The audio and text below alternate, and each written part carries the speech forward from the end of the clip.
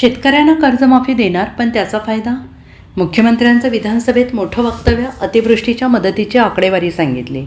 15,007 कोटी रुपयांची थेट मदत शेतकऱ्यांच्या प्रत्यक्ष खात्यात गेलेली आहे. पिकाचे पैसे 92 लाख शेतकऱ्यांच्या खात्यात गेलेले आहेत. 27,000 विहिरींच्या दुरुस्तीकरिता आपण 80 कोटी रुपये उपलब्ध करून दिल्याची माहिती मुख्यमंत्री देवेंद्र फडणवीस यांनी विधानसभेत दिली आहे. रविवारी हिवाळी अधिवेशनातील अंतिम आठवडा प्रस्तावावरील चर्चेत ते बोलत होते आणि यावेळेस त्यांनी शेतकऱ्यांच्या कर्जमाफीबाबत भाष्य केलेलं आहे. देवेंद्र फडणवीस यांनी म्हटलेलं आहे की आपण 32,000 कोटीचे पॅकेज घोषित केले होते. 32,000 रुपये कोटीच्या पॅकेजमध्ये 10,000 कोटी इन्फ्रास्ट्रक्चरचे होते आणि 2,000 कोटी आपण नरेगातून देणार होतो. बाकी सगळी थेट मदत होती. या पॅकेजमध्ये 3 हेक्टरची मर्यादा आपण ठेवली होती. 3 हेक्टरच्या NDRFच्या मर्यादेत पैसे दिल्यानंतर देखील आपण रब्बीच्या हंगामाकरिता 10,000 रुपये अतिरिक्त हेक्टरी देण्याचा निर्णय घेतला. पशुपालकांना पशुधन हानीसाठी आपण पैसे द्यायचे कबूल केले होते आणि त्याचे आपण सर्व पैसे दिलेले आहेत. नरेगाच्या अंतर्गत काम सुरू आहे. अतिवृष्टीमुळे ज्या बुजलेल्या सिंचन विहिरी होत्या त्या कामाकरिता 30,000च्या मर्यादेपर्यंत पैसे द्यायचे होते. 27,000 विहिरींच्या दुरुस्तीकरिता आपण 80 कोटी रुपये उपलब्ध करून दिले आहेत, अशी माहिती त्यांनी दिली आहे.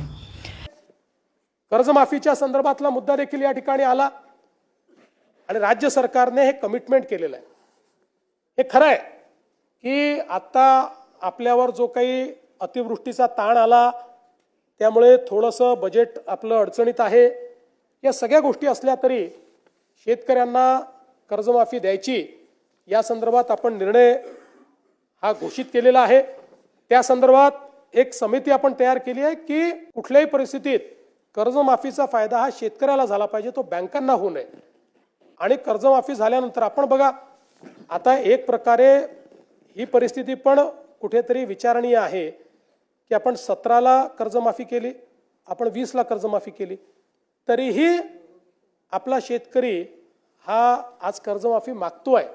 याचा अर्थ कुठेतरी आपल्या नियोजनात अडचण आहे, आपल्या कर्जमाफीतही आणि आपल्या एकूण शेतकऱ्याच्या परिस्थितीतही आहे.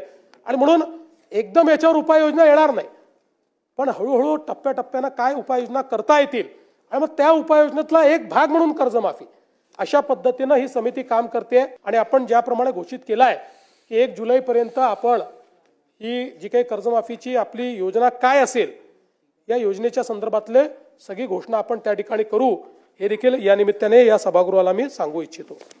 Bureau report, SBN Marathi, Nagpur.